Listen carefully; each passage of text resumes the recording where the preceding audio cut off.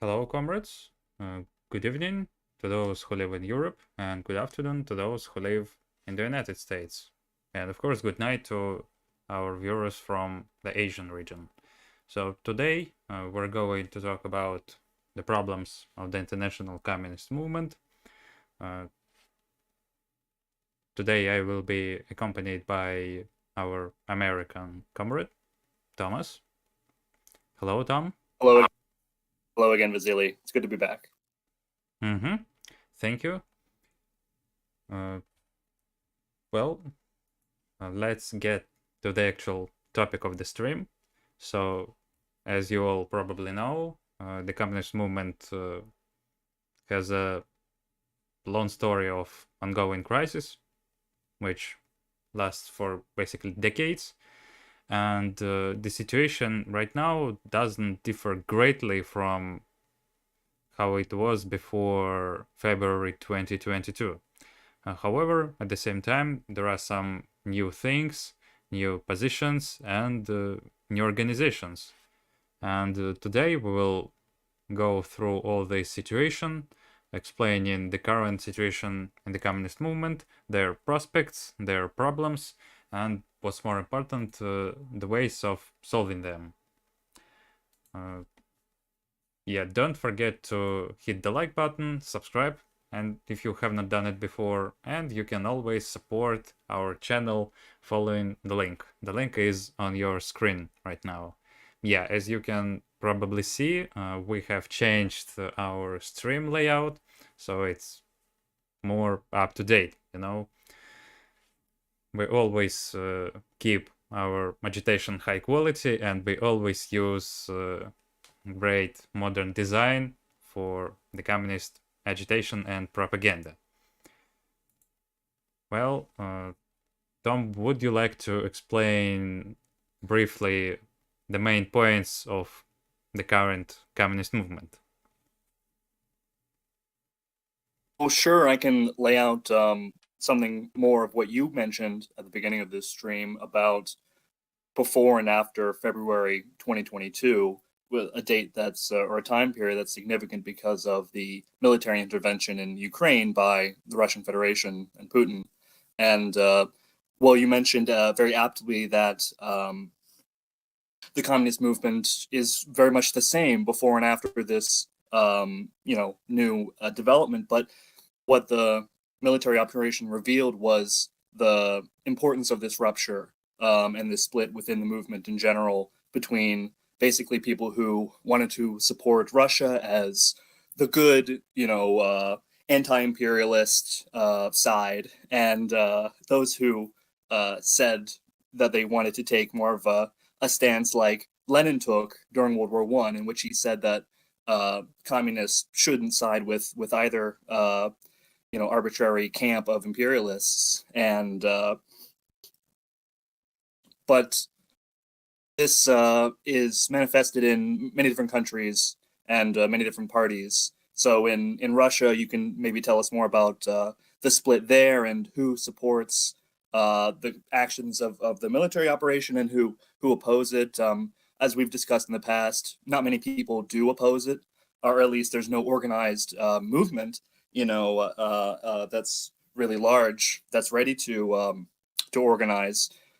We're a voice that has been speaking against the operation and basically what we identify as social chauvinism within the movement, to say, oh, we support Russia or Iraq under Saddam Hussein, for example. We support them against what the social chauvinists perceive as this wholesale NATO campaign against just one target at a time. And so currently they see Russia as that target. But what else can we say about the effects of the operation in the Russian Federation and who's on what side there? And then maybe I can speak about the U.S. situation and the world situation as a whole. But what's going on in Russia? We may have mentioned in the past, Vasily, but can you describe it?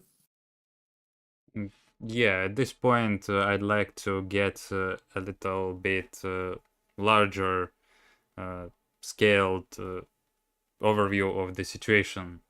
So, as I already said in the introduction, the events of the February 22, the things in Ukraine, they made a significant impact on the communist movement. However, even before that period, the communists were having a difficult situation. So, first of all, they were shattered. There is SolidNet, so-called International Meeting of Communist and Workers' Parties, which was founded in late 90s and whose aim was to provide a platform for different communists for discussion and in the very far perspective allow them to unite. However, in reality, as we could see throughout the decades, they were doing very few things towards this problem. And right now, just like a decade ago, 20 years ago, the communist movement is basically in the same situation. So communists are split. They have no single unified theoretical platform. They lack organizational unity. They are undermined by different bureaucracy stuff, lack of understanding of different problems and positions. And of course, as I said, the main thing is that communists lack one single theoretical platform that would allow them to have one position towards different things. It's capitalism, different imperialist camps, blocks, alliances. It's also so-called socialist countries like PRC, Cuba, Vietnam, etc. So these countries exist, and as you can see, there is no certain position among the communists toward these countries. And the February 2022 events in Russia and Ukraine showed these problems once again. So first of all, they showed that one can say it's like 1914, but of course it's not exactly the same. The situation is similar, but and of course the things are different now. And in Russia, for example, it showed that many communist parties from abroad were supporting RCWP, so-called Russian Communist Workers' Party, very, very uncritically. This party was considered to be, good Marxist-Leninist party for, again, decades. They participated in the SolidNet. They had connections with the Communist Party of Greece, Communist Party of Turkey, different European communist organizations. However, the problem is that, again, for decades, this party had its own internal problems, and these problems were growing really big. Even at the beginning of the 2010s, decade ago, this party suffered from a big social chauvinist deviation. There were people who were fine with siding with nationalists, with different sorts of Russian patriots, because they were against the government. They were for strong Russia, and strong Russia for them was the Soviet Union. And in this sense, they critically supported the Soviet Union as well. And it allowed these social chauvinists from RCWP to provide a platform of support for Russian nationalists, for even far rights. And we saw no reaction from the international communist movement on this topic, like basically nothing. They were just some, long-going discussions that barely any people saw. Actually, I would say if you asked an average Russian communist or worker what is their opinion on RCWP, or if they are aware of their positions, one would say no.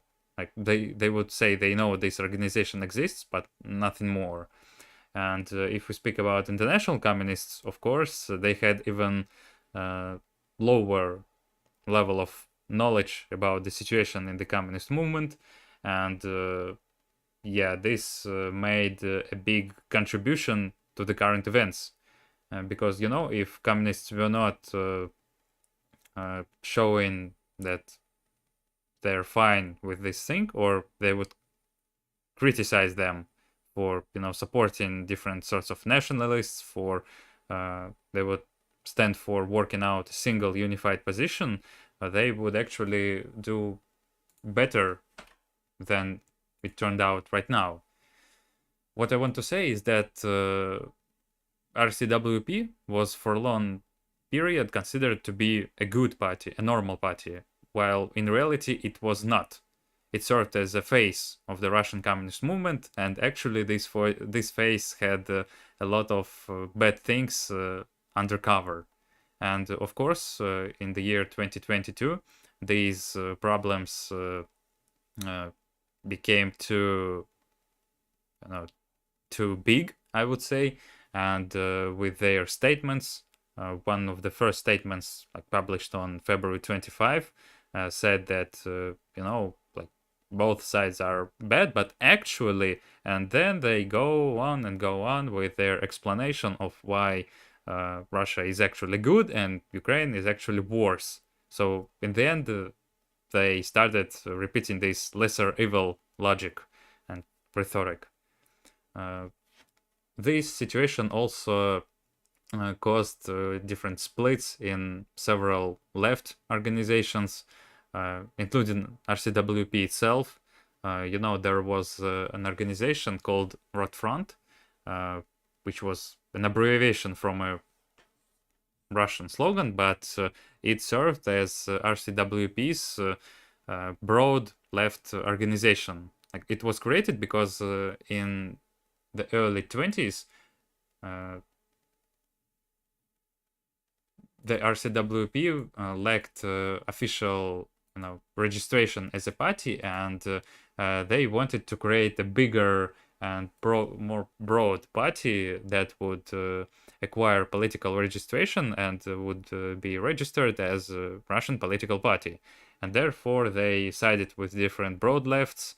They sided with different social democrat groups, Trotskyist groups, and in 2007 they created the Rot Front. After that, it was supposed to be their own, like, platform organization, but in reality, they quickly started losing control over it. It started functioning on its own, and later it became obvious that it's not RCWP which controls the Rot Front, but on the contrary, Rot Front is slowly absorbing the RCWP. And there were multiple people who promoted in this organization, like Alexander Batov or Oleg Komolov. These people are responsible for different deviations inside the RCWP and Rot Front. Komolov, for example, promotes Wallerstein's world systems theory that is supposed to replace Marxism, or they try to, you know, combine this world system theory with Marxist theory, and therefore they're openly revising the Marxist theory. They are not showing, you know, different problems. They're just saying that, you know, Marxism is obsolete. They show this as a fact that demands no proofs. They just say Marxism is obsolete, and what we need is to mix it with some modern social political theories, including Wallerstein's world systems theory. And this is how they try to justify, for example, that China is progressive, or China is bringing some, you know, new prospects for the communists. And in the terms of political organization, these people stand for a broad platform, just like Broad Front. And after 2022, these people in the Rot Front leadership, they decided to finally break out of RCWP. And it happened not just because, you know, there was a conflict, but because they wanted to get rid of those old people from RCWP who didn't allow them to promote their own views and platforms, ideas, to take organizational control over different smaller party cells. And the main reason for this thing is that both sides there were bad. Like, on one side we have social chauvinists with outdated methods of work, with different things that are completely unrelated to the current situation. For example, they were still promoting this idea of reviving the USSR. This idea was quite up to date in late 1990s, when there were a lot of people who lived in the Soviet Union a decade ago, and they knew, like, they saw the social benefits the Soviet Union provided, and now they met the capitalist reality where they had no employment, where they had no fulfillment of their basic needs, no social guarantees. And in this situation, calling for reviving the USSR, like how it was, it could work. But in early 2000s, in 2010s, saying, let's revive the USSR was already something that when you hear such a sentence, you would say that, people in their 60s and 70s are those who promote these ideas. And that was actually not far from being true. Because, as I said, there were people in RCWP who were getting older and older, and in 2010s, for example, it turned out that a lot of people in the party leadership were old people. They had no new and young cadres who would support and promote the new methods of agitation, of propaganda. I would say that the whole creation of our organization, of our resource back in 2014 was that as Russian communists, we saw that there is no organization that would firstly stand on firm Marxist-Leninist theory, and secondly apply modern design, modern agitation methods to actually promote Marxism-Leninism. And this is why we decided not to join any of the current organizations, but to start our own. In this case, as you can see, RCWP had many problems in it. However, international communists were not showing them. Maybe they were fooled by this RCWP. Maybe they lacked a critical look on this problem.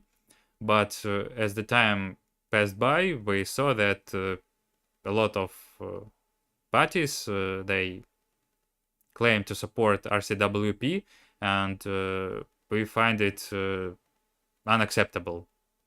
People are supporting very outdated organization which has no activities, and all they do is just attending different conferences, different congresses, writing numerous brave and epic speeches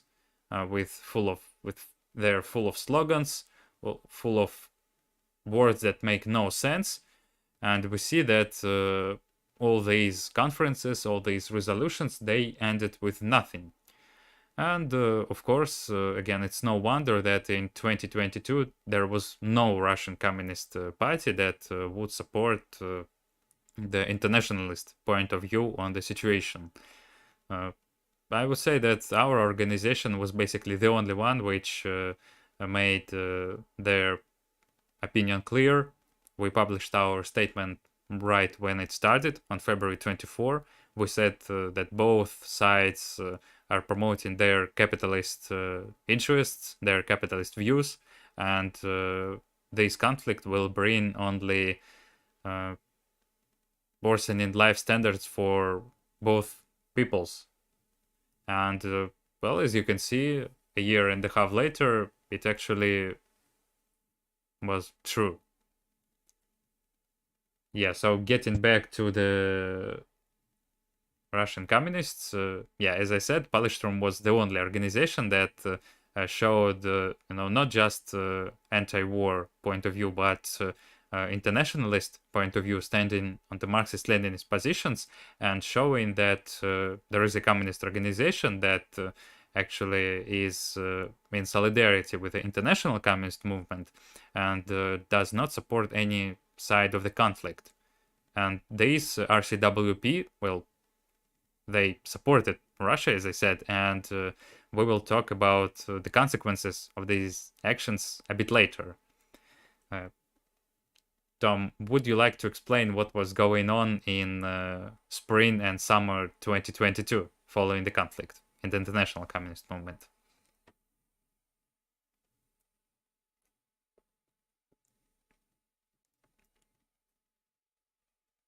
Hello?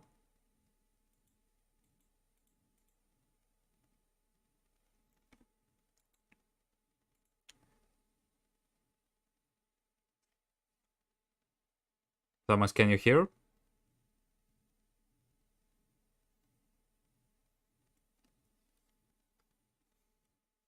All right, while he is absent, I'll take it on myself. So I wanted to hear the actions of the international communist movement that followed the events of February 2022. So, as you probably remember, they issued a statement called on the imperialist war in Ukraine, and the initiative group consisting of Communist Party of Greece and Communist Party of Turkey, including Communist Party of Mexico and the Communist Party of the Workers of Spain. They issued a statement that allowed. Hello? Yeah, hello. I see that I'm back. Apologies to everyone. My broadcaster shut down temporarily. So technical issues. All right. So while you were absent, I started talking about the response of the international communist movement on the conflict in Ukraine. And the situation was that different parties of the so-called Marxist-Leninist pole, as they call themselves, they issued a statement projecting support for any of the sides. And can you explain what was the reaction of other organizations across the world on this conflict?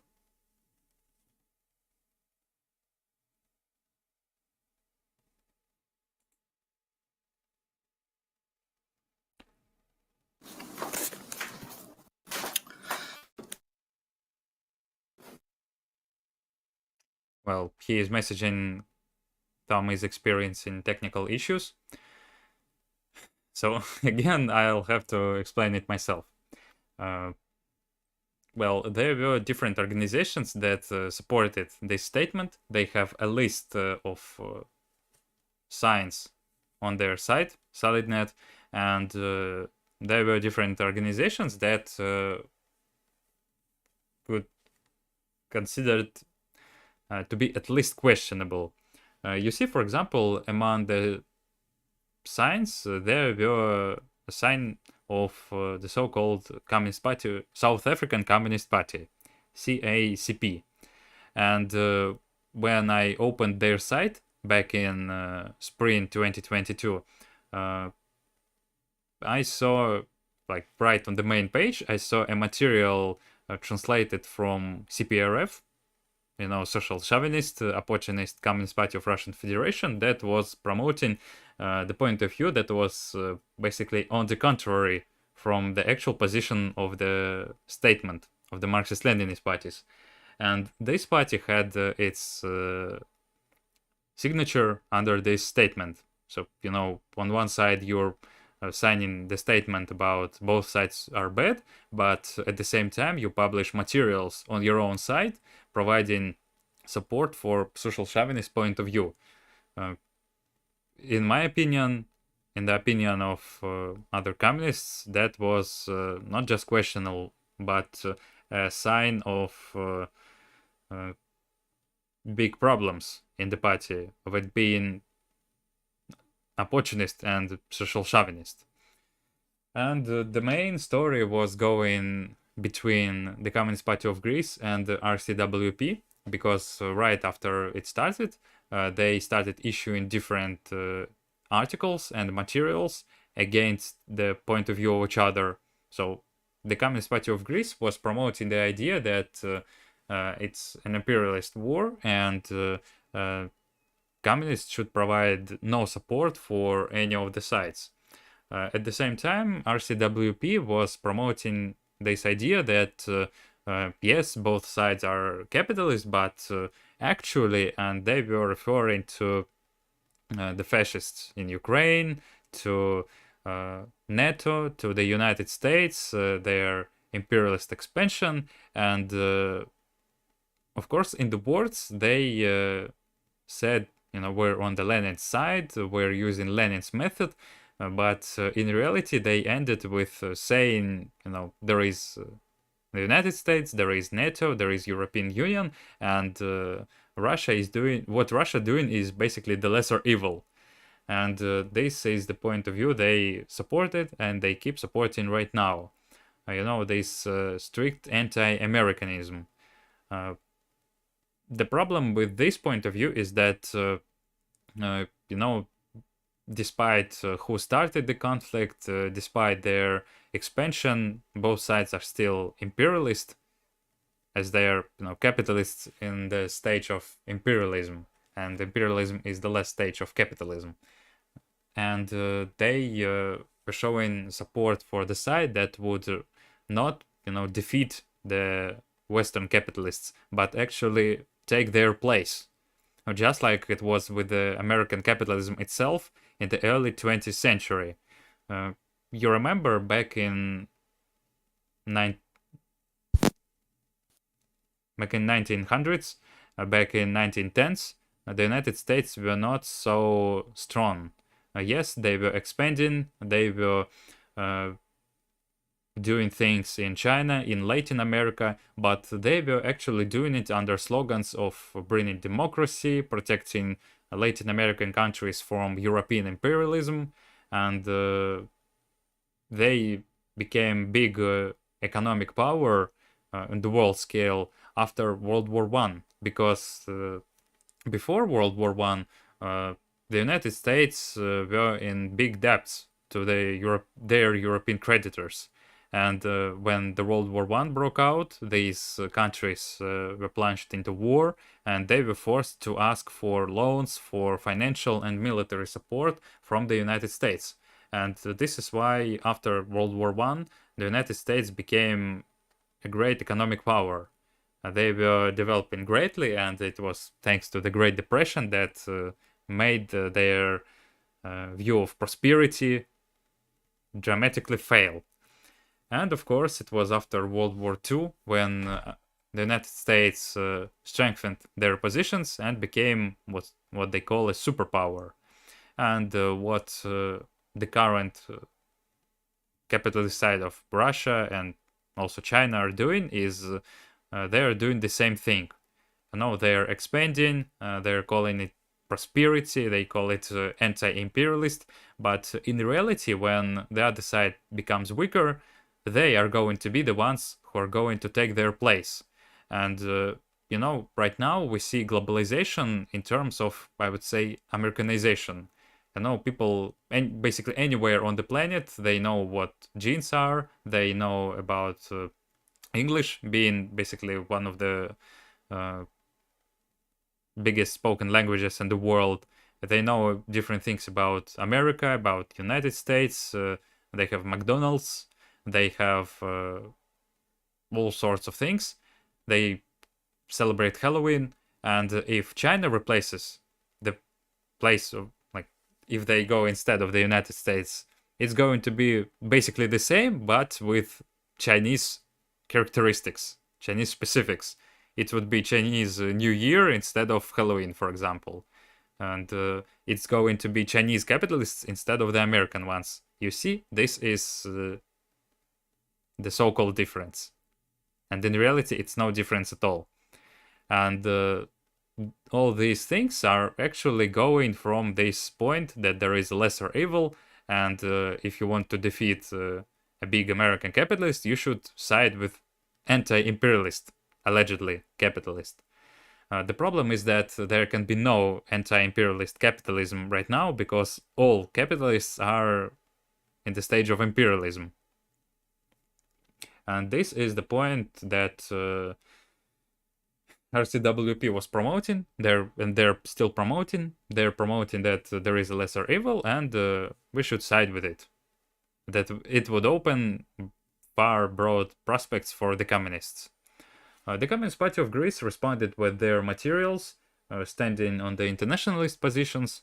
However, one can ask, if you are criticizing these Russian social chauvinists, why were you communicating and siding with them before 2022? It's the same people whom they were attending with on different conferences, on different congresses, on different meetings. It's these people from RCWP with whom the Communist Party of Greece was issuing different statements, signing different declarations, and producing a lot of words that, again, made no sense. What was the problem of criticizing them even before 2022? And the funniest thing here, you see, is that I could see materials promoting such point of view from RCWP back in 2016, when there was a conflict around Syria, and they were just promoting the same thing. They stated it's not about the inter-imperialist conflict, it's about the evil American capitalists and good Russian capitalists who are defending the independence of Syria.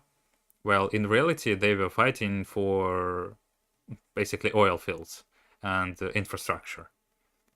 And these materials by RCWP were produced back in 2016, and we saw no response from KKE, from different other international communist organizations. And they were just, they basically knew about these positions, but they decided not to speak about that, not to show that these things are real. And this is what such attitude leads to. You see, 2022, and these organizations split immediately. They say, it's not our side that is revisionist. It's you who are revisionist. You deny the existence of the neocolonialism, etc., etc. Tom, have you fixed your technical issues? I believe so. It's good to be back. Mm-hmm. All right. So I was talking about the RCWP and the KKE conflict. Would you like to further this on the last meeting of the Communist and Workers' Parties in Havana in October 2022? You're speaking of the SolidNet meeting of KKE? Yeah. Exactly. Well, I recall that this, to my memory, complicates their criticism of market socialism in general. I don't want to tread on what's already been discussed in this stream, but basically to summarize that KKE comes to or is building, their supporters will say that they're in the process of building a bloc to oppose these anti-imperial, quote unquote, social chauvinists who support a market system, like China, basically. And so what's presented is the Greek Communist Party against the Chinese Communist Party and RCWP now. And after, you may have mentioned, after 2022, there was that split between the KKE and the RCWP. But what complicates the formation of a bloc against these market ideas by the Greek communists is that this SolidNet bloc includes, as you mentioned, Vietnam, China, and these Cuban parties, the party leading Cuba today. So that really, how can you claim that you don't support this market system when you're in solidarity with it, and explicitly in solidarity in the case of the Havana situation. But I could speak briefly about one of their groups that they formed in the aftermath of this criticism that the KKE gave to RCWP. They formed this new group. Tom, you have some noise on your background. Oh, I suppose I'm standing too close to something that's humming, but I can move a bit. Have we discussed the what is it called? The World Anti-Imperialist platform? Has this been mentioned? Not yet, but yeah, I wanted to add that you're right. There is a problem that one can criticize the Communist Party, the Chinese Communist Party, the attitude of the Communist Party of Russian Federation, of the Russian Communist Workers' Party, and the reality is that these organizations are still in one solid net. They still issue different statements. We see no practical actions towards the actual demarcation process that would say, these people are social chauvinists and the communists are on this side, not on that side. What we see is different statements that say, we need to fight for unity of the communists. You cannot achieve unity by simply reconciling with social chauvinists. And the World Anti-Imperialist platform is an actual thing which social chauvinists themselves are already working on. They are creating their own organizational unity. Tom, if you can hear us, I'd like you to explain this topic. Well, this unity that they're forming is dangerously like a broad left unity, and as we discussed with Road Front and RCWP, this you still have noise on your background. I can set a setting to. Yeah, it's better now. One second. Yeah, it's better now.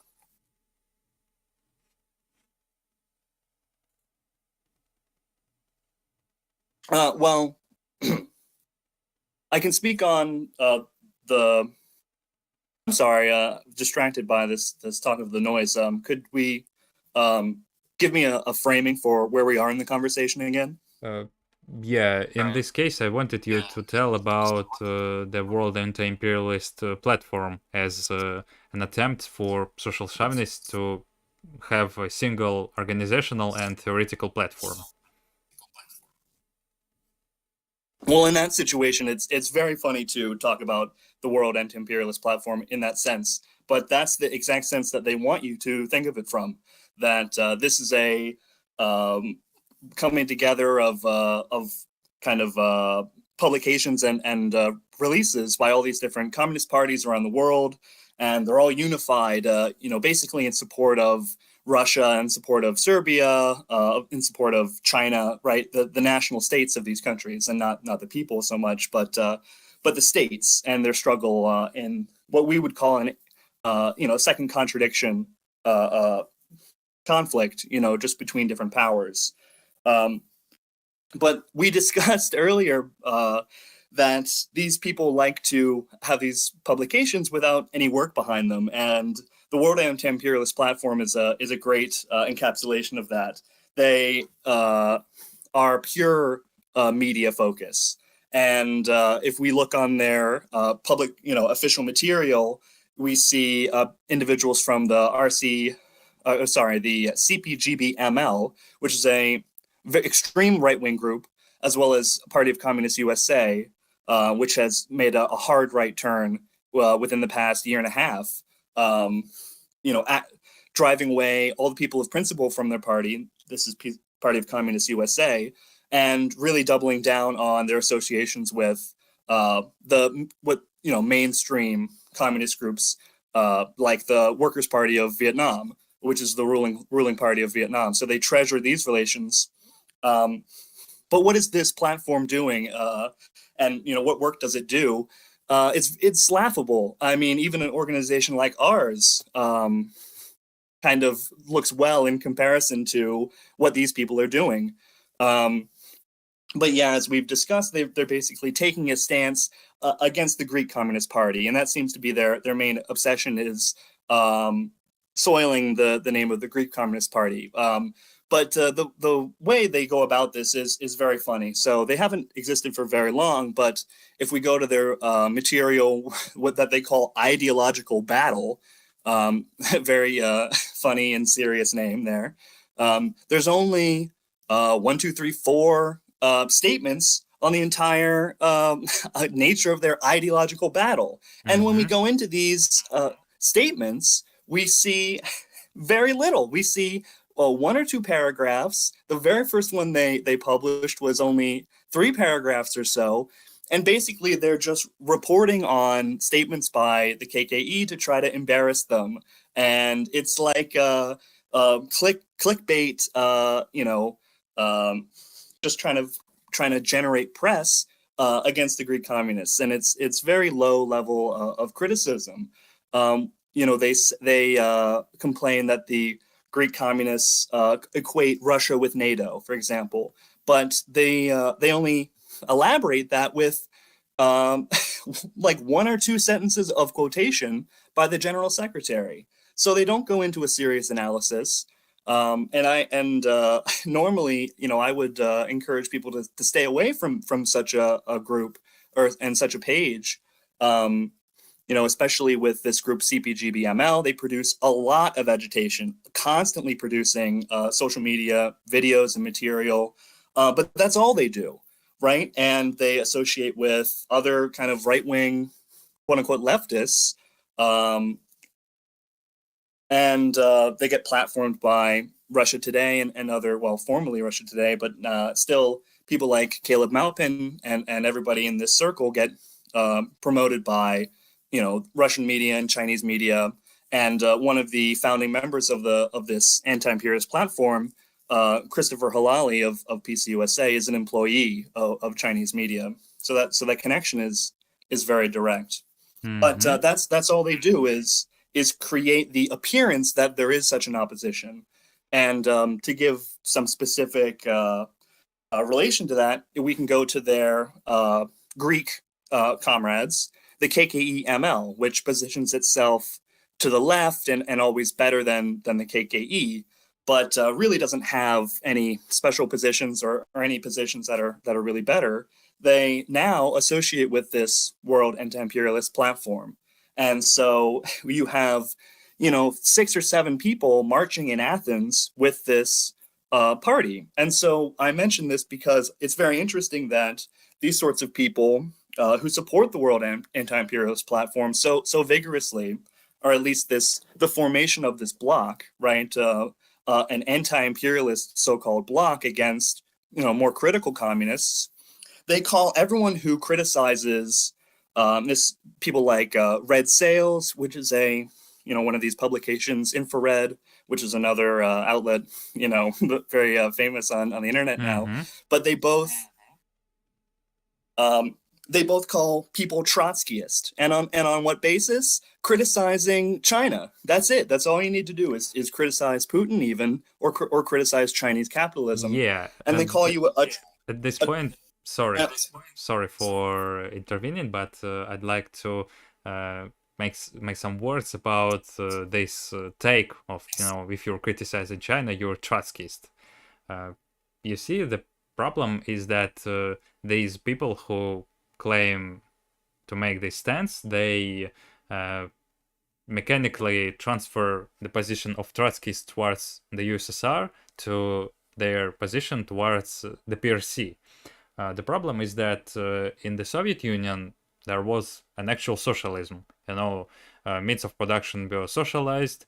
The Communist Party of the Soviet Union, even in 1970s, in 1980s, when it was in the early 1980s, when it was already corrupted, when it had a lot of bureaucrats, a lot of revisionists in their ranks, they still had no billionaires, no businessmen in the party. And it was only during the perestroika period when the actual bourgeoisie was able to pop up in the Soviet Union, in the Soviet republics.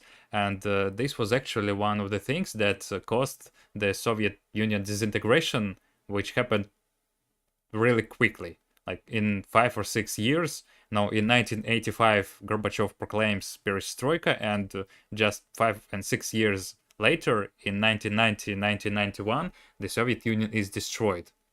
However, if we speak about the previous period, there were no capitalists in the Communist Party of the Soviet Union because there were obviously no capitalists.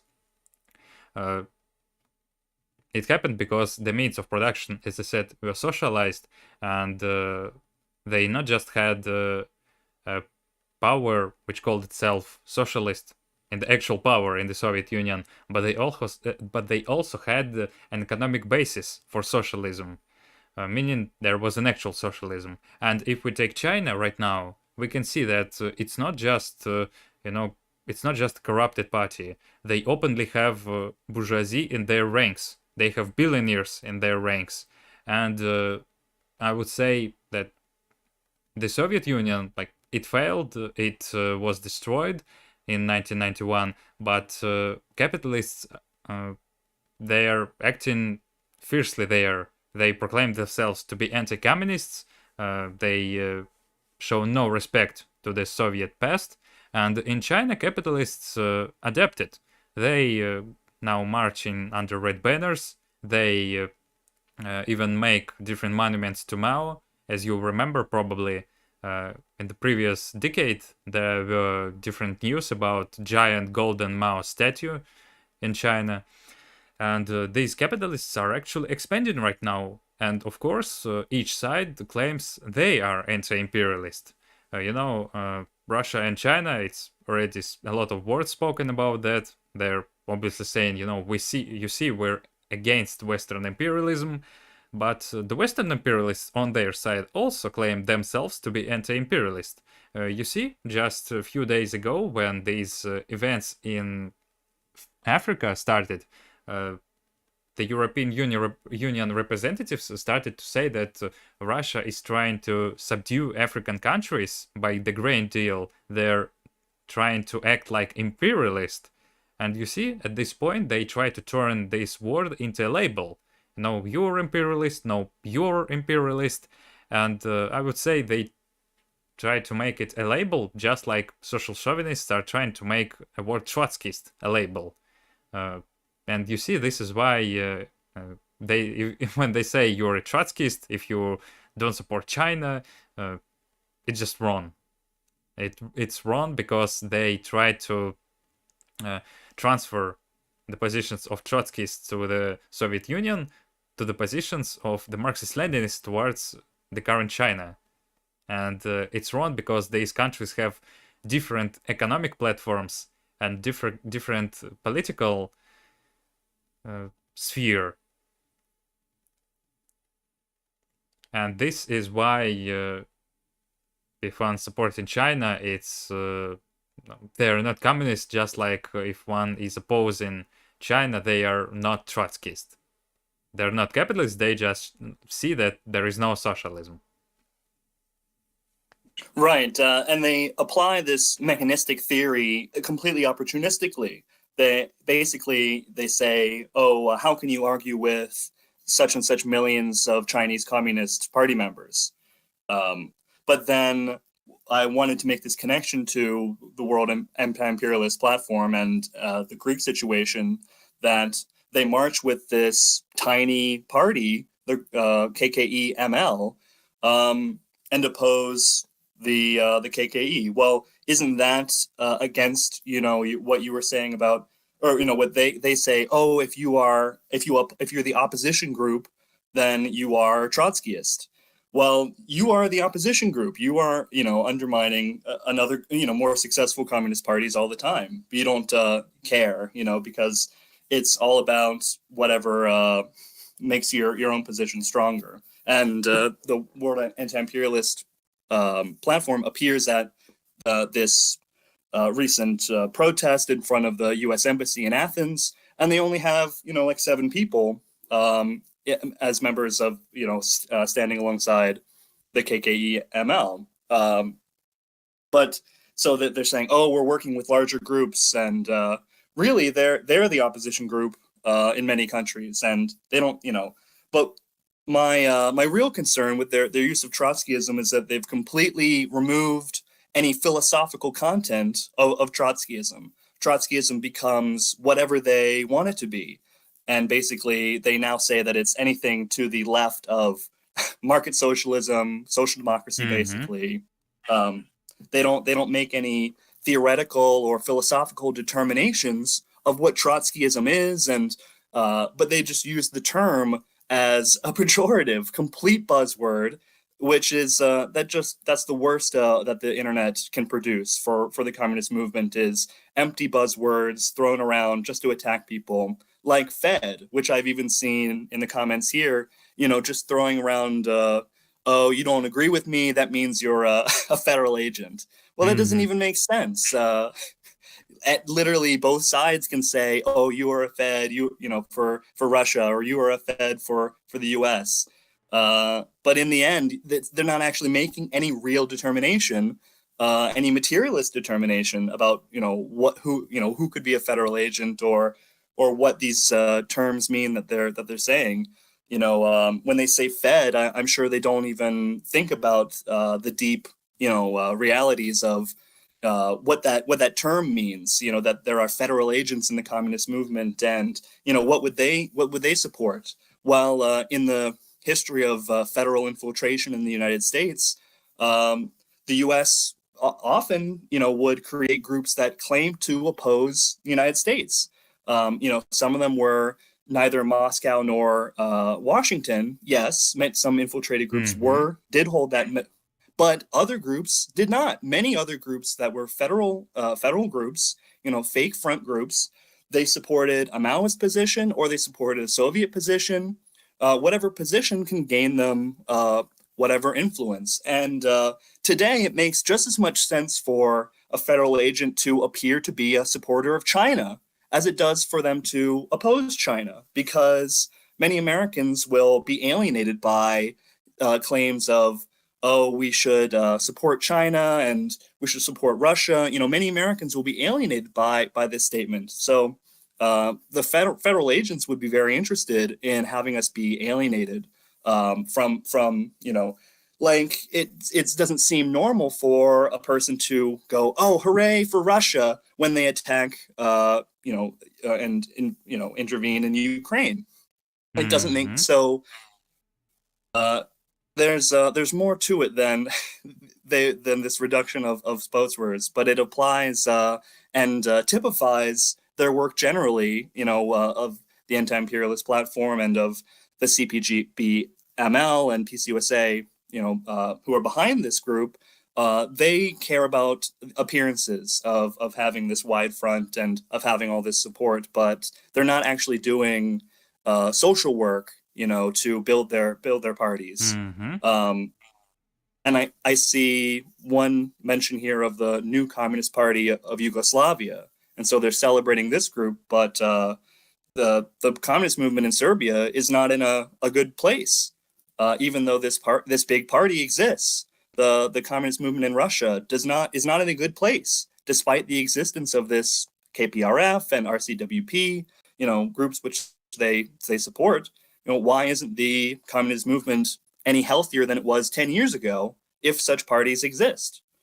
I would say that you made a good point by stating that there are federal agents in the movement.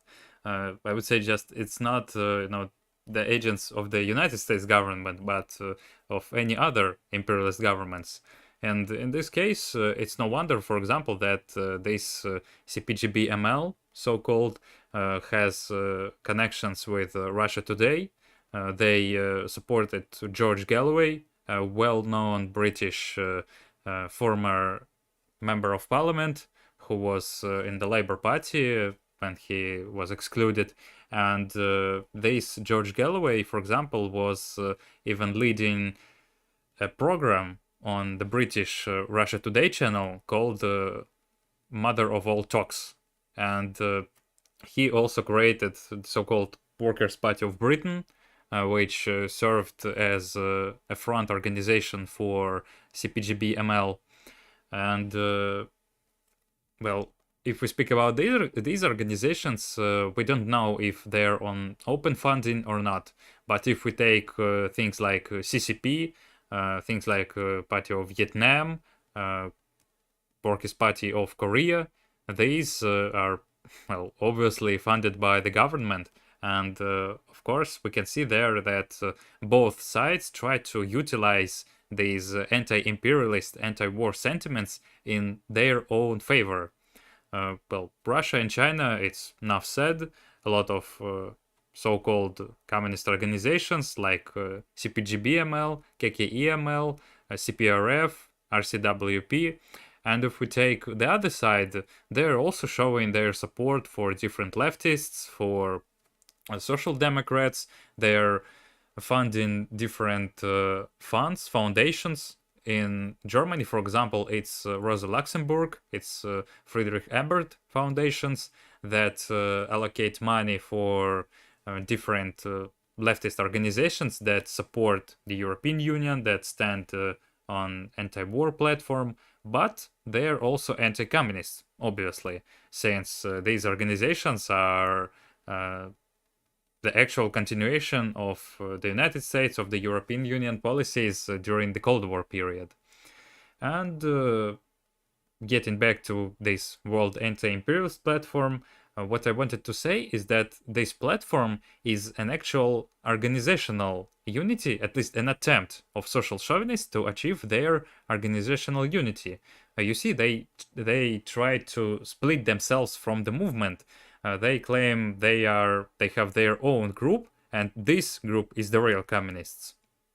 And this fact looks even more suspicious if we speak about the last meeting of SolidNet in Havana, where different organizations like so-called Workers' Party of Hungary, or Hungarian Workers' Party, sorry, they openly said in their statement, you see, they appealed to other communist parties. They said, if you don't want to have things in our favor, we will create our own organizations.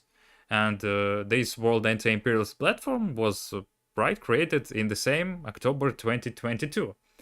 There were also different calls, as we heard from some people participating in this meeting. There were calls from different organizations to make SolidNet even more broad, to include their different anti-imperialist, so-called, again, organizations that would turn this SolidNet into literally this exact World Anti-Imperialist platform.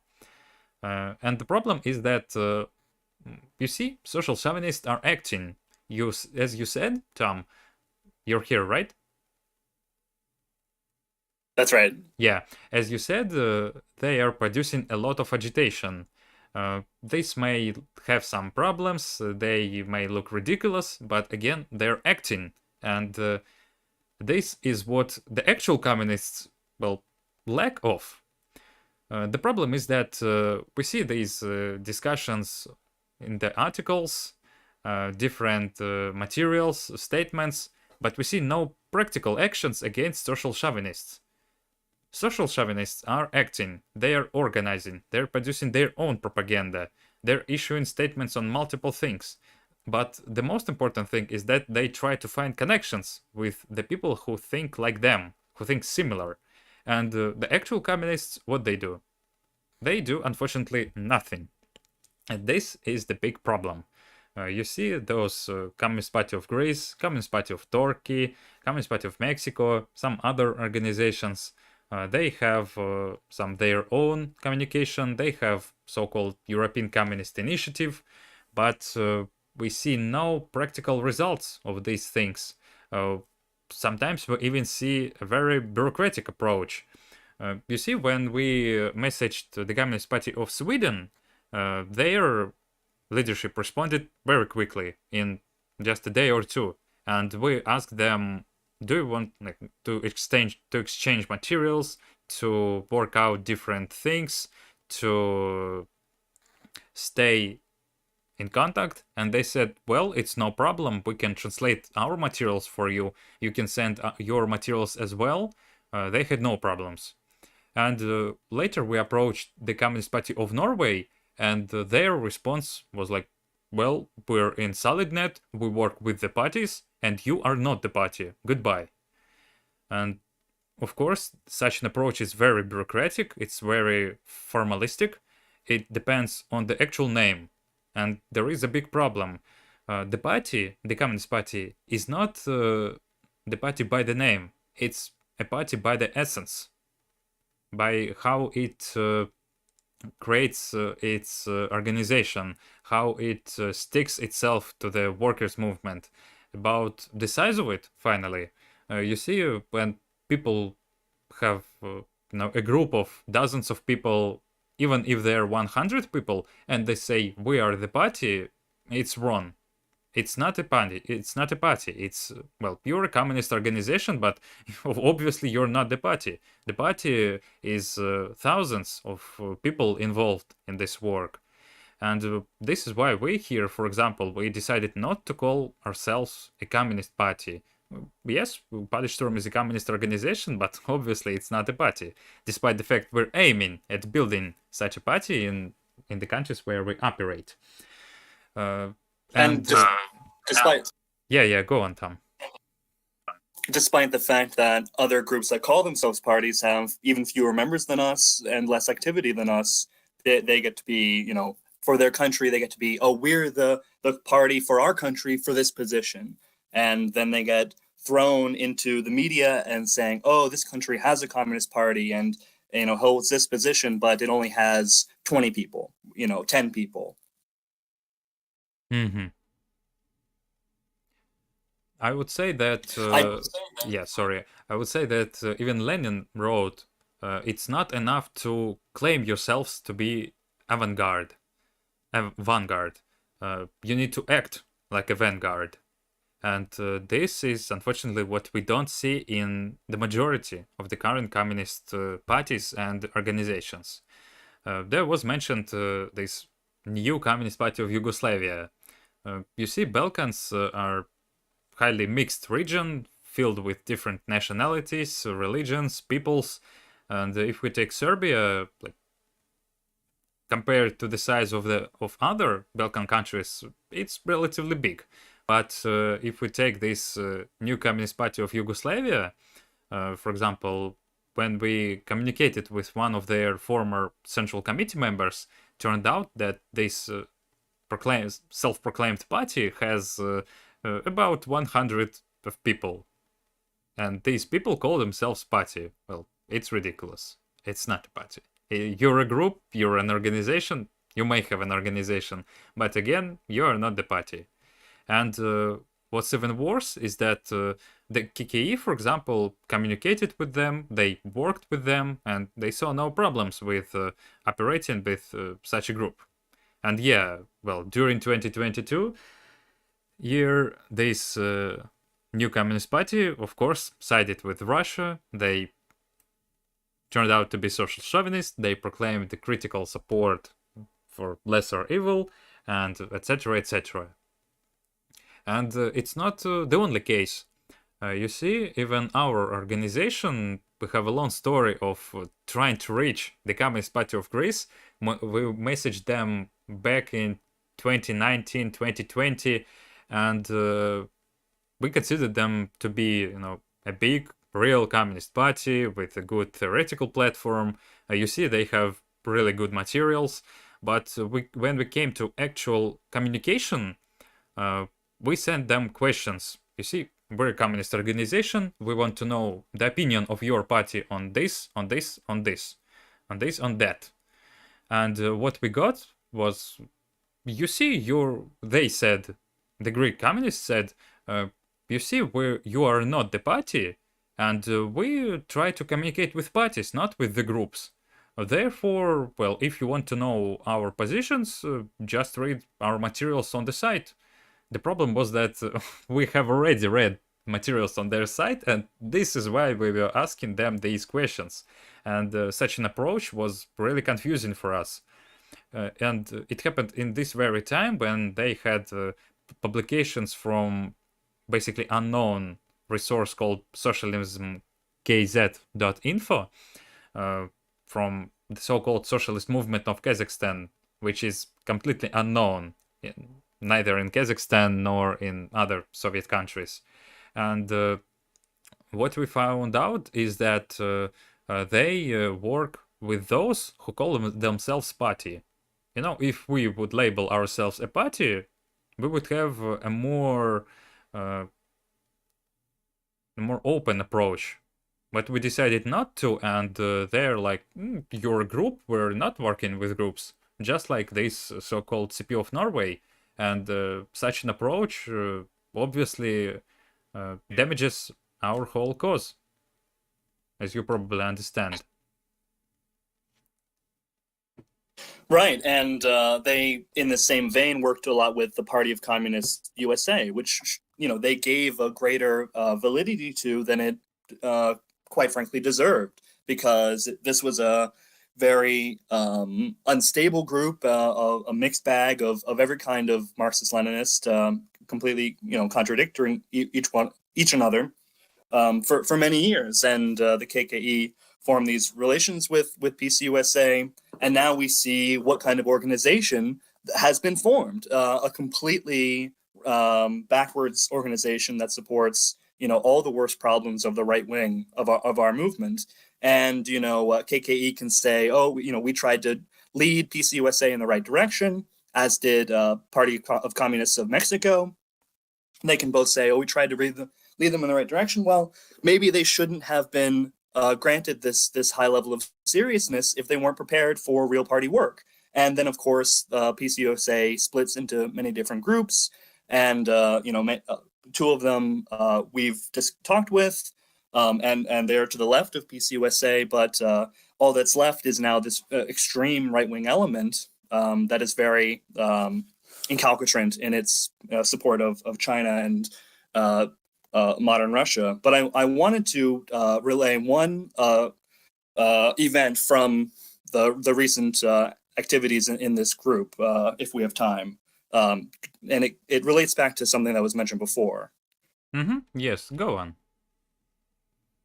Well, we may have heard in the past couple years, I believe, there was a federal operation in the United States, and this targeted the African Socialist People's Party, the African People's Socialist Party, and another group which is extremely heinous, referred to as Black Hammer, which people may have heard of. They had this scam that they ran where they claimed they were buying land in Colorado in the middle of the mountains, and people went out there and lived in the woods for a few weeks or something like this, and it was complete failure of an organization. And then there was this federal operation, and the way that it came about was through this Russian capitalist. I believe the Western media call him an oligarch, I guess, but I don't know if he deserves such a flattering title as oligarch. But his name was Alexander Ionov. Are you familiar with this person, Vasily? Yes, I didn't have more like a lot of information on this, but I heard that there was a Russian businessman who supported these people in the US.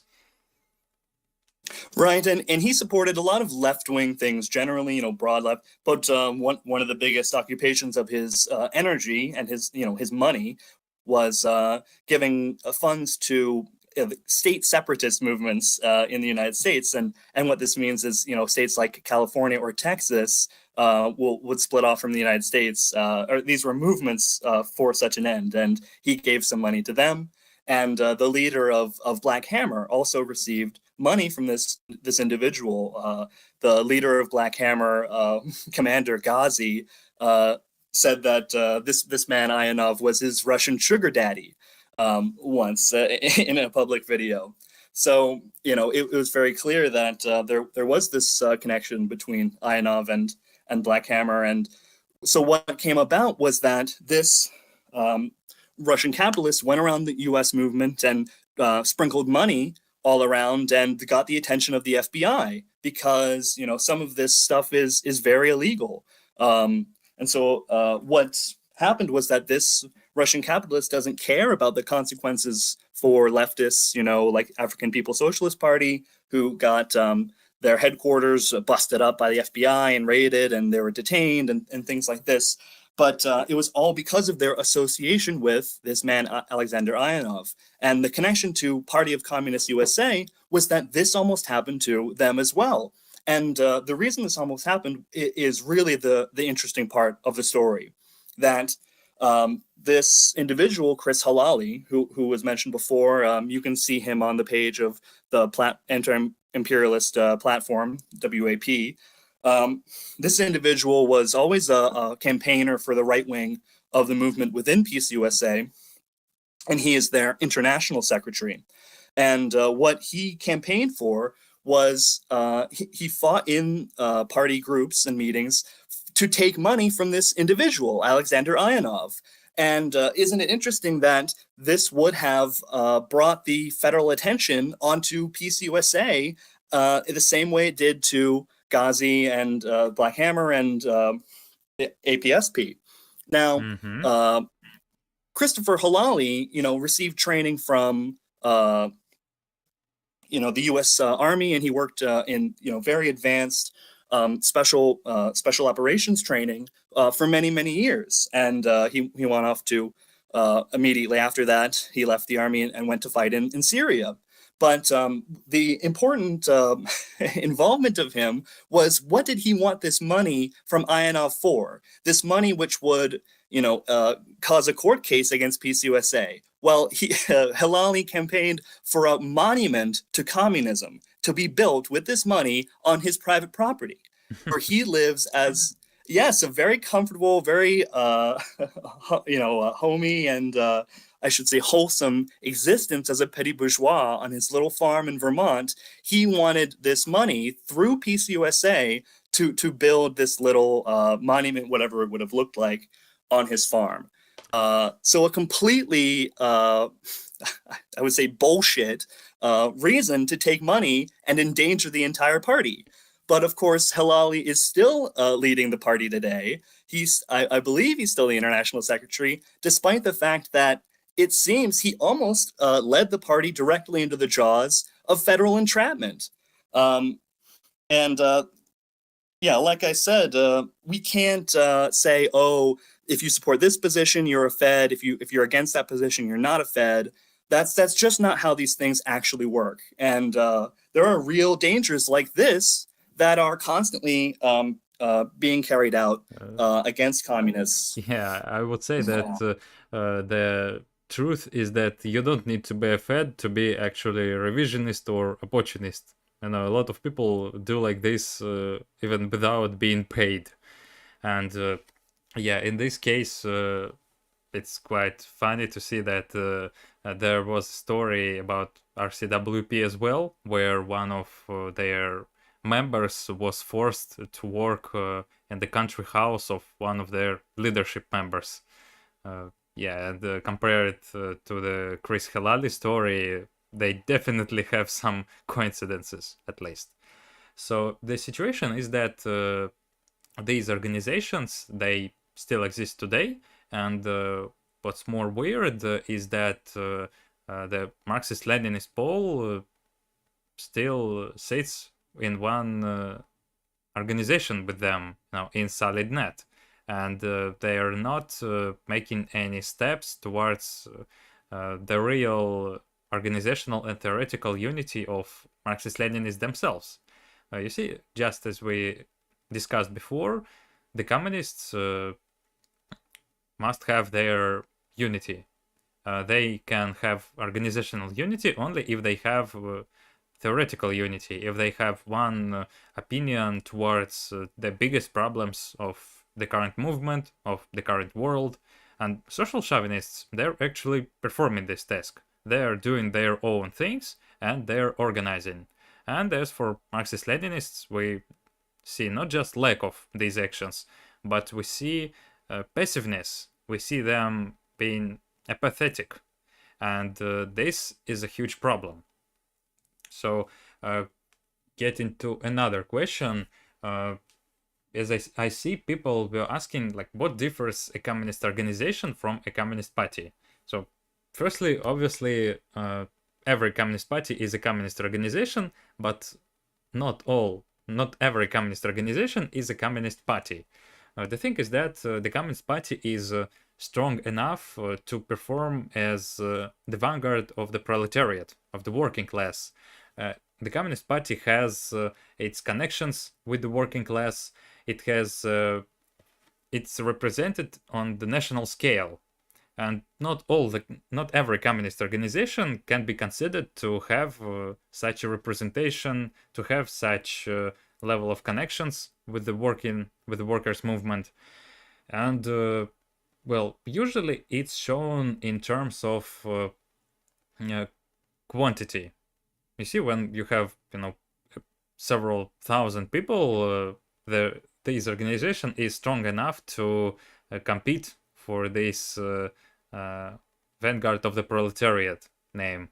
But if there are not so many people, they can hardly do it just because they are few. And in this case, another major issue appears, the question of inner party democracy, of elections.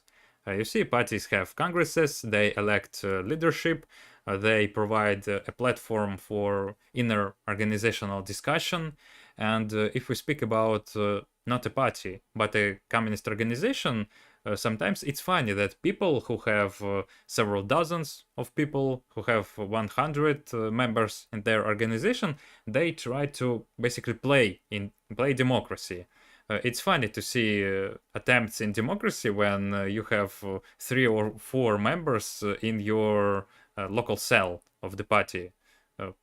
The question is obvious: whom will they elect and how will they be elected?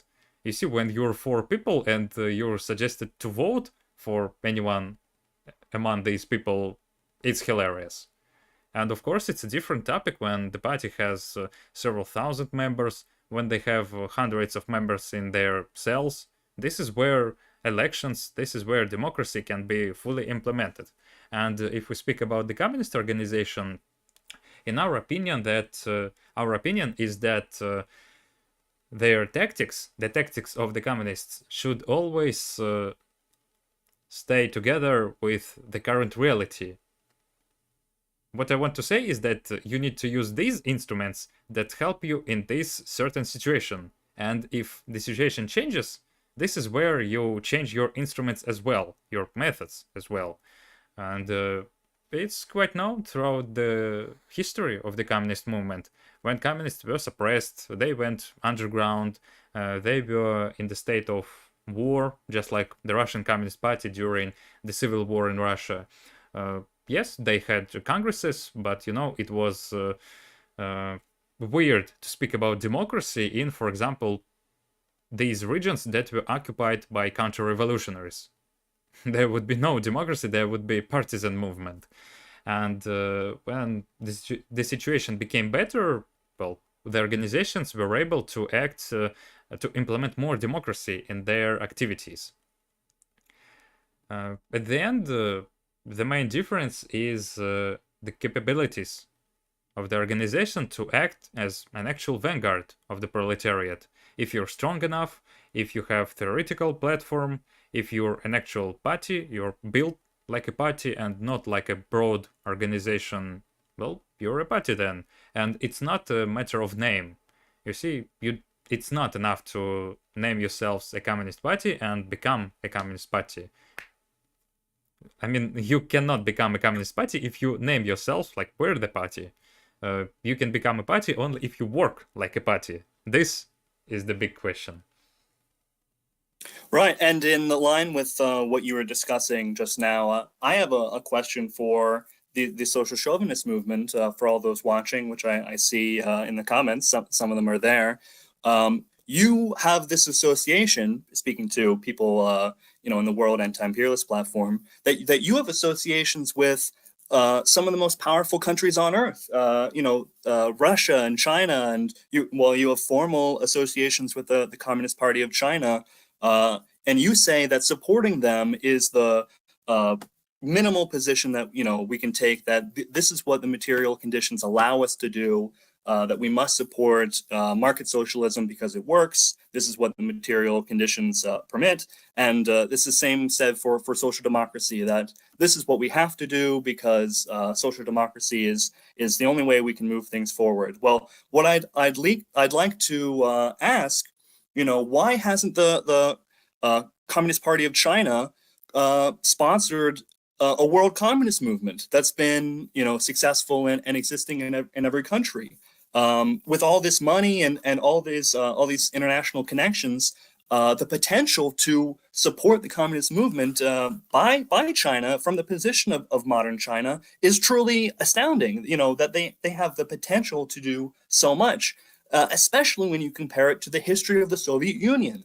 How many parties were sponsored and encouraged by the Soviet Union, and who they gave advice and instructional encouragement to.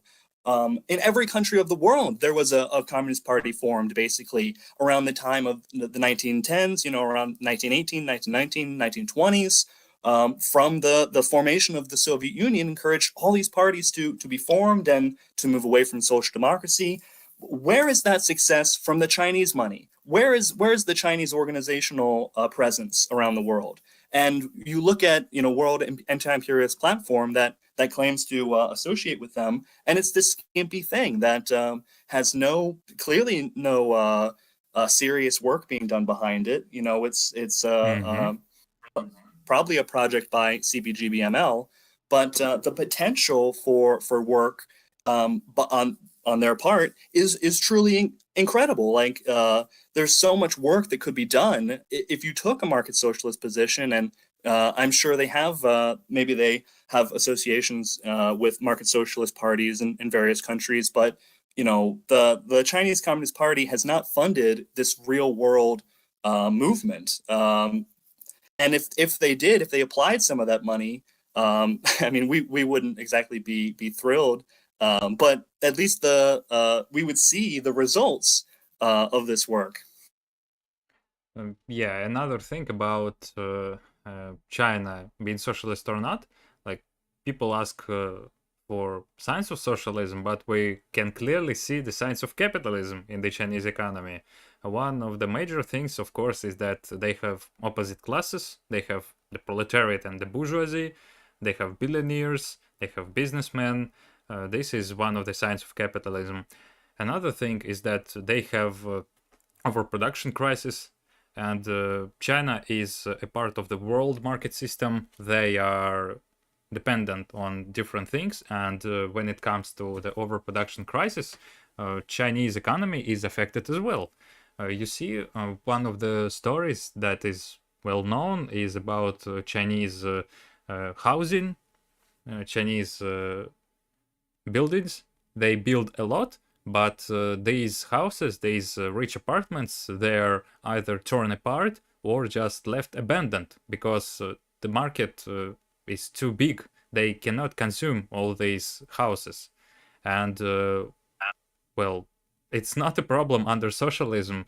You see, in the Soviet Union, they had giant housing programs when millions of people were allowed to get from their old, even pre-revolutionary period barracks or old houses to new ones filled with different modern industrial things, well, with different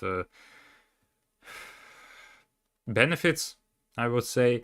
And this is, for example, how my house was built in late 1950s, and it's still standing here thanks to the Soviet power. And in China, we see, not just in China, but in the whole world, people are homeless, a lot of homeless. And in China, they have houses built and left uninhabited. Again, crises are the signs of capitalist economy.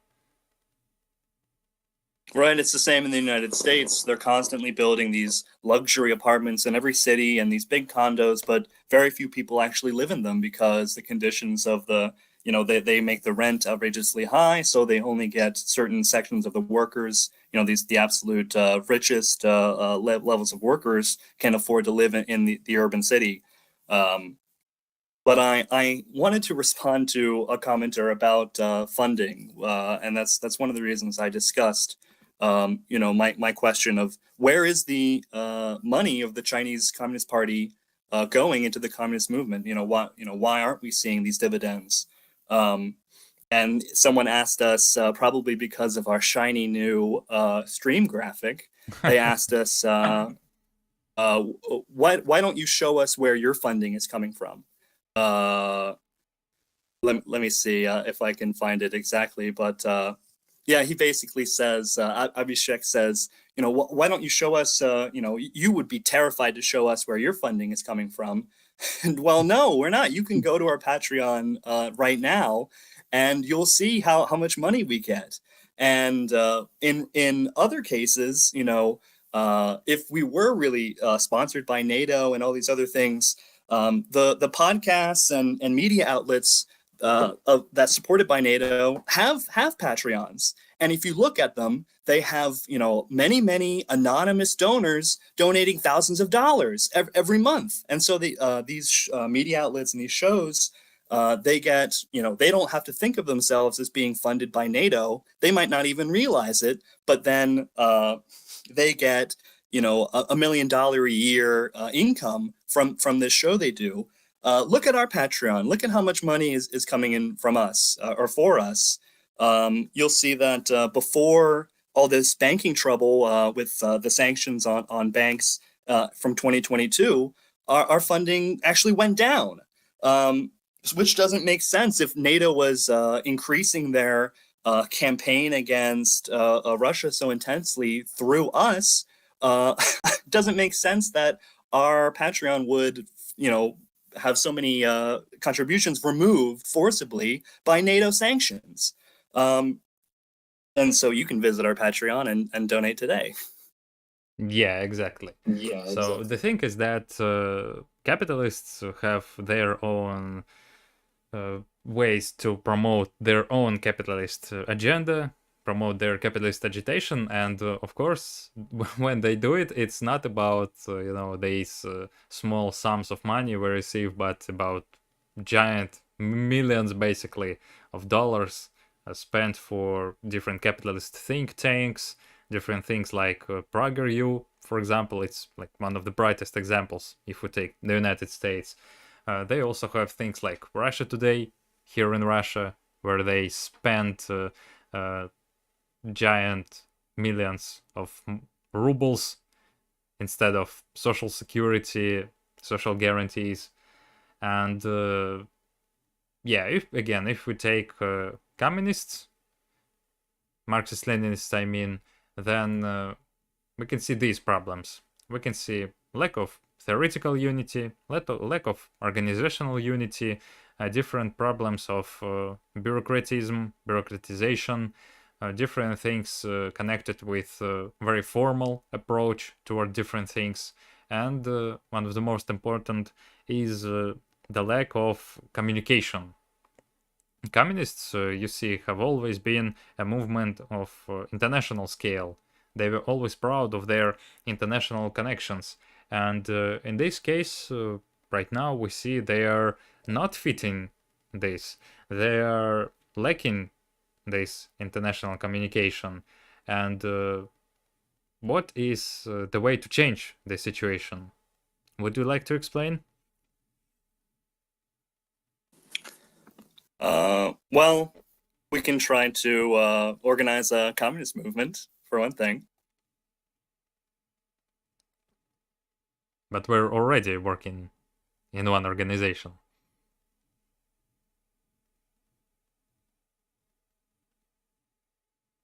Well, I can speak on Polystorm and their work. Well,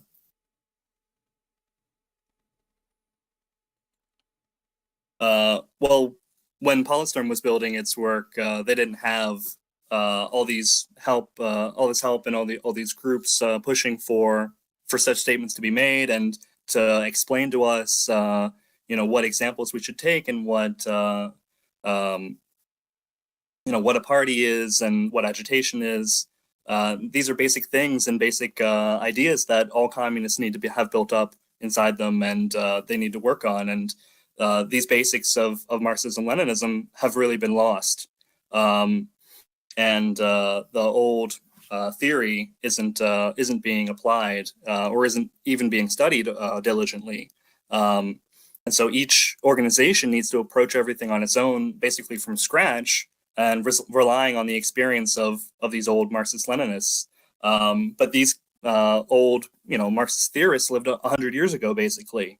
So how do we work today under the conditions that we live in today, which are so varied in general, between, work in Russia versus work in the United States, in the conditions of the deindustrialized cities with developed trade and small businesses.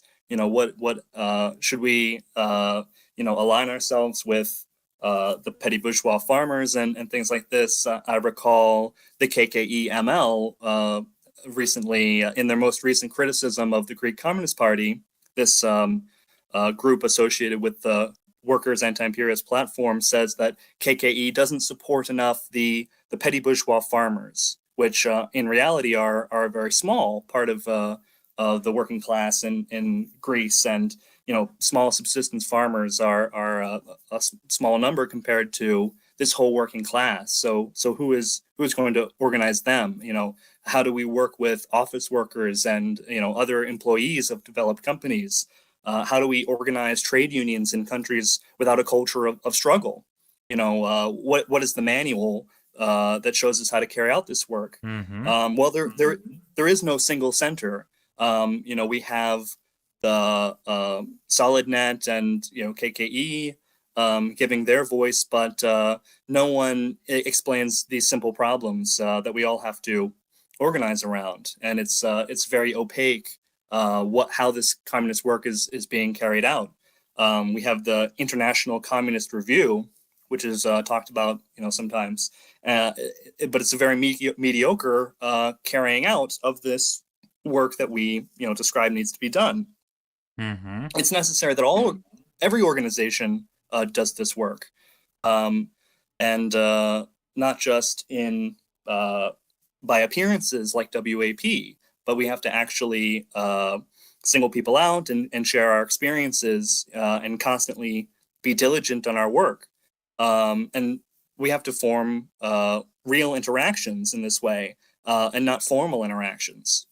And many modern features of the communist movement aren't being utilized.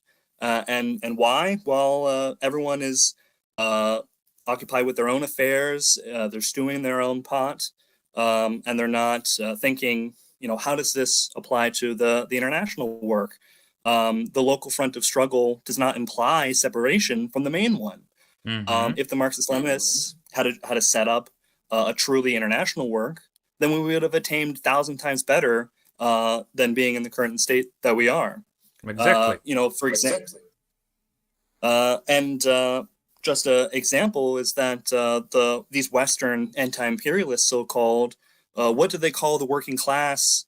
How do they call on the working class of Russia and China and Vietnam?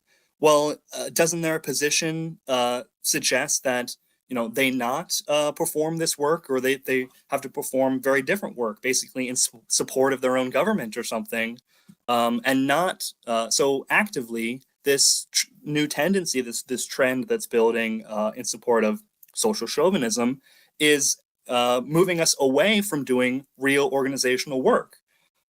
Yes, they do a lot with the issue of agitation. And today, each organization is looking for personnel separately. In fact, everyone is just working in parallel to one another. Even if you go to the website for the KKE, this big Greek Communist Party that has so many members and it has such success, the website is completely outdated and the graphics are outdated. They're not attractive, or they don't have any modern aesthetic. and they just follow into basically stereotypes of communist agitation that don't attract people. They're interested in the formal, old school content of agitation. And so if you compare the website for the KKE with the KKE ML, the KKE ML has this nice, slick website, typical of their occupation with appearances. But the KKE should also have a reasonable concern with how they appear and making their materials navigable to people, accessible to people. But as a result, almost 20% of what could be done is done. So why is this happening? Why are we in such a state? Is it just because we have no money and no staff? Well, many people are interested in doing communist work. There are many volunteers whose energies aren't being brought about, and instead, this old-fashioned work and this lack of a serious attitude towards updating their work seems to come from arrogance.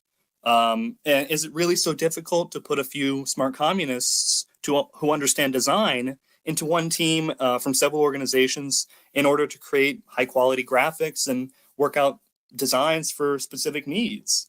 Every other group seems to be able to accomplish this, whether they're far right or social democrats or whoever else. Yeah.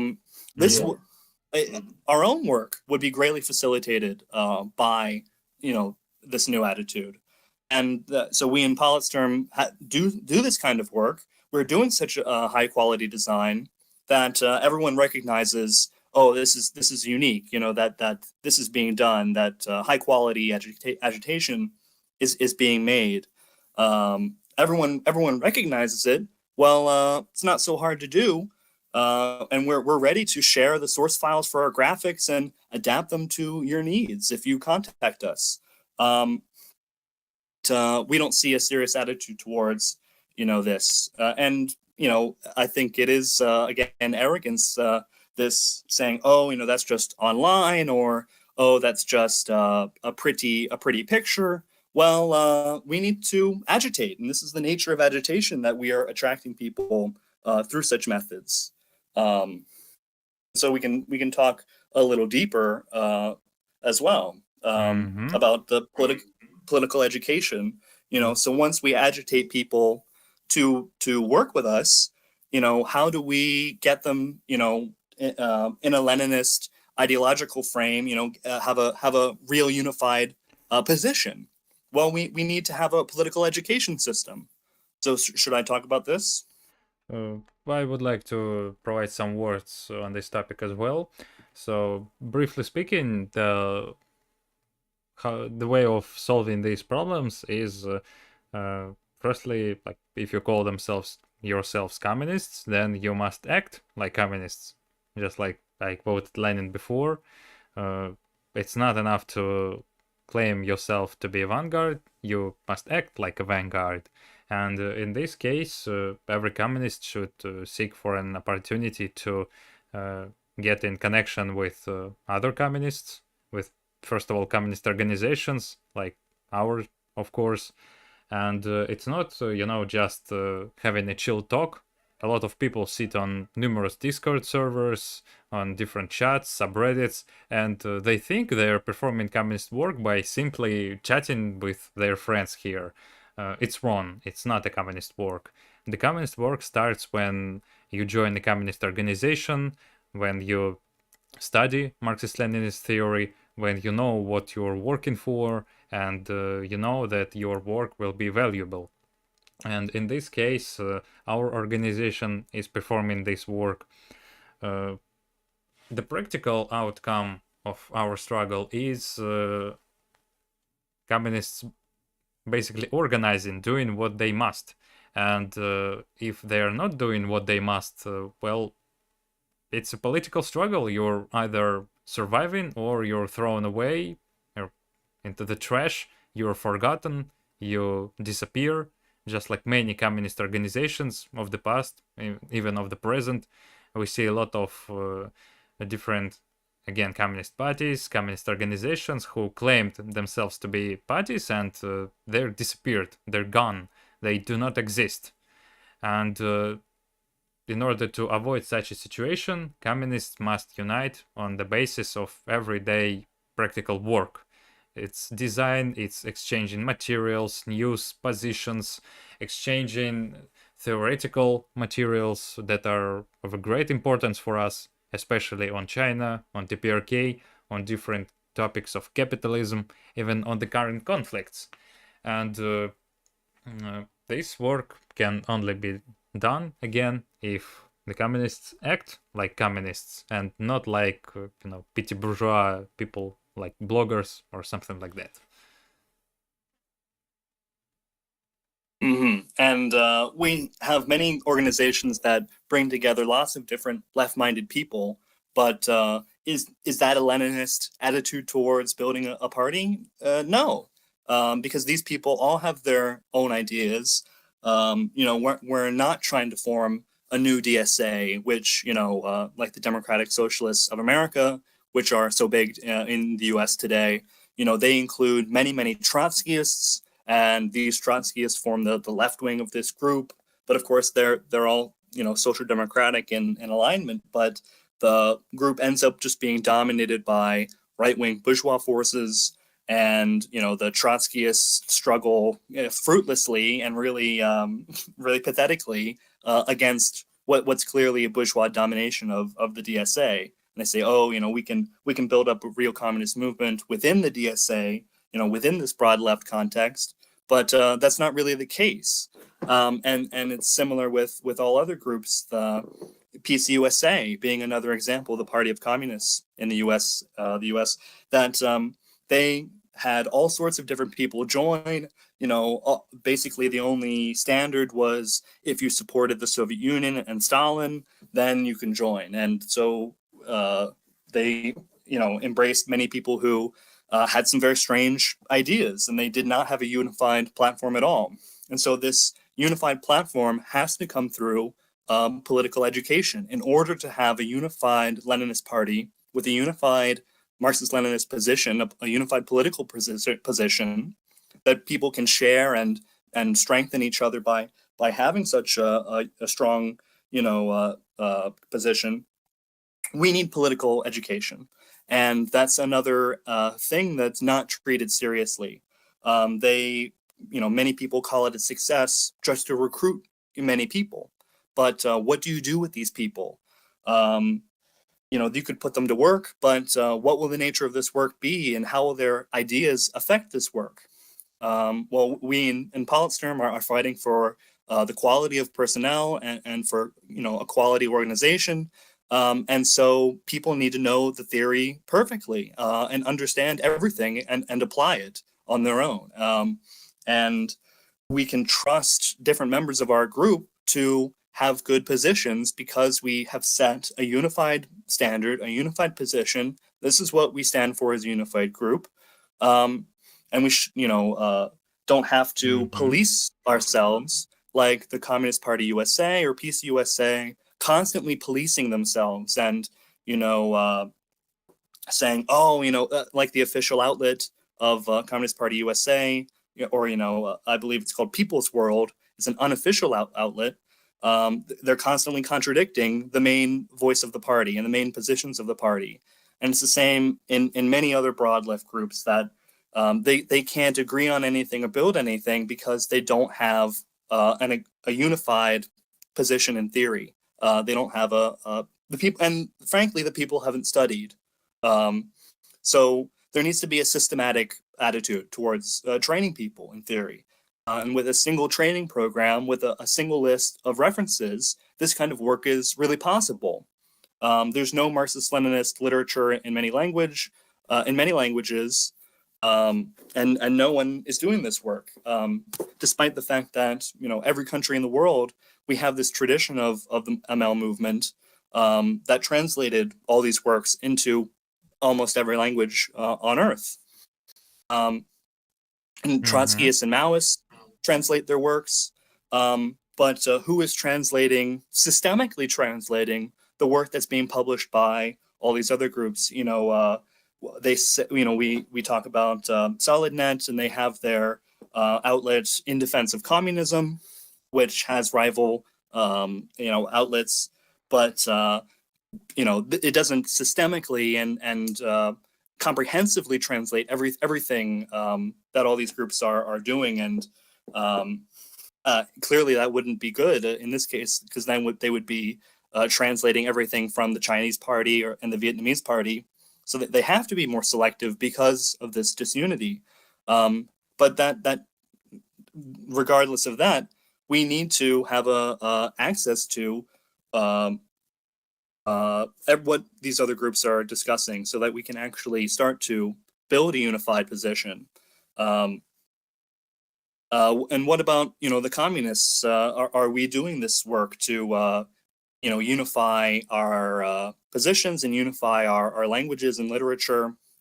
The work of Lenin and Stalin, need to be dug up out of the internet. And is it so difficult to create a single database for this literature? This would greatly facilitate the work of all communists in general. And here we can organize help, make an internet library, for example. Many people use in the English speaking world, we use a library called Marxist.org, but this is controlled by a Trotskyist group, and they edit and limit what kinds of work gets put on their platform. And in front of the works of Stalin, they include often a preface saying, "Oh, don't take this work too seriously," or "Oh, when you read Stalin, make sure to remember that he was evil and bad." And so these sorts of things aren't necessary. We don't need them in our library. And there are the Maoists from ICOR, and they have a very strong bias or organizing the work any carefully or efficiently than anyone else. Why do their congresses have real achievements, whether it be the exchange of agitprop or helping those who are lagging behind, while we Marxist-Leninists do not? Even among the Trotskyites, this work has been said. Russian Trotskyists from the Russian Socialist movement or from the Marxist Tendency, which has a platform in the US and the UK, this international Marxist tendency, they have an international system for funding and assistance from the more developed Trotskyist groups. While the Marxist-Leninists offered the Russian communists to work with the RCWP with trips to the Donbass, which discredited the communists and aggravated the split. From the information available to us, the conclusion suggests itself few communists speak directly about these problems. They like to talk pompously and high-mindedly about solidarity, about struggle, about imperialism, but not about problems and not about concrete solutions and situations. People would really benefit, and there would be great value in having this basic discussion of work, and for example, a basic discussion of trade union work. The KKE and others, they have such success, their level of success in the trade union movement. They have ties to the CGT in France with the recent protests, but are they giving us, direction and advice in that sphere? Our discussions and our work shouldn't only be in the sphere of, this position or having this sort of argument or spat or split. That shouldn't be the only thing that we're constantly posing questions about. We need to start solving these issues, and instead we're neglecting themselves, and by doing so, we're shooting ourselves in the foot for future work that we want to do. By our inaction, we are ensuring the victory of the bourgeoisie for a long, long time until the best communists appear who understand and solve them. We have to build up that position, and we have to be. And people are very pessimistic, and they have a doomer attitude, and they say, "Oh, the only thing we can do is support China. The only thing we can do is support bourgeois nationalists. wherever they may be, whether in South America or in Lesser Africa. evil, basically. Right, and it's interesting that these people who claim to reject the Democrats, right, the lesser evil of voting and supporting the Democrats over the right-wing Republicans in America, these people say that they've moved on from that logic, and yet they're trapped within it. But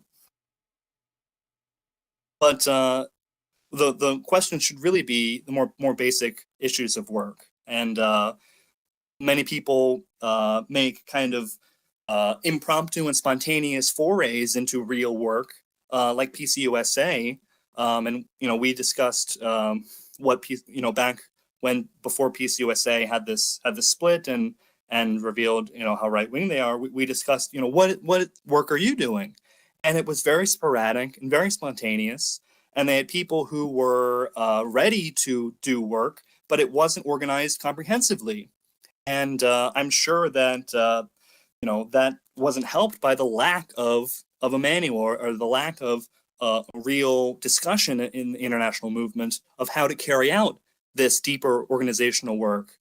They would say, "Oh, we want to do this project, or we want to do that project," and kind of flit from one to the other based on that. Opportunities that arise. Oh, we can form this new front, and it can exist in this state. But then all these front organizations of PCUSA, they don't result in any additional work. So we're investing so much energy into forming these fronts. To what benefit? Maybe they should put that attention into developing their internal party organization before trying to go out and start these fronts and do all this front level of activity. So the local conditions of each country are very clear, but the problems we have shown are important for everybody. If they're not resolved, then the communists can only blame themselves and their own inability and unwillingness to combat future failings. Yeah, true. So I think at this point we will make a little conclusion to the stream, because we're streaming for almost 2 hours. And yeah, briefly, so what are the problems of the international communist movement, Tom, and how to solve them?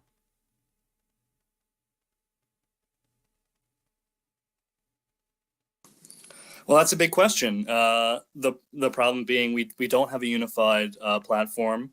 As communists, we're interested in the maximum integration of the disparate forces of the international communist movement. And Politsturm is working to organize to help have a positive influence and organize such international efforts. Should we talk about this? Yeah, I can add some words as well. Another addition would be that many people think that unity is achieved through compromises. Like people, all people may have disagreements between each other, and we need to focus on things we agree upon and not on the things we disagree upon. The problem is that with such an attitude, it's impossible to build a lone and stable communist organization. If you close your eyes on different conflicts, sooner or later they will pop up and destroy your organization. This is not how a communist party is built. And here, like everywhere in the world, we can see those broad left people being split in constant splitting process, different discussions, quarrels. Of course, this is not how a communist party is built. And in order to build it, we need to have a strong and stable theoretical platform. We need to agree on the principles and, of course, to defend them, including our everyday work. And in this case, I would say that the solution to these problems is, again, constant work. There is no god or hero, or to save communists. Only communists can make new Lenins. And a lot of people are just sitting and thinking, well, these guys, they have different discussions. I just want to wait till they have some new Lenin on the horizon, and then I will join them. It's wrong. This is not how things are done. Only you can make Lenin out of yourself. And the only way to do it is to, if you are not a member of the communist organization, you can join us by filling the application form. The link is in the chat. If you're already a member of the communist organization, you can tell your leadership about Storm and suggest to establish contacts with them, or you can write on our email by yourself. You can do it through the same application form. And well, we as communists have a lot of problems, but as the examples of the past have shown to us, these problems can be fixed, they can be solved, and the communists can have a big future. But again, only if they work for it and not just talk about it.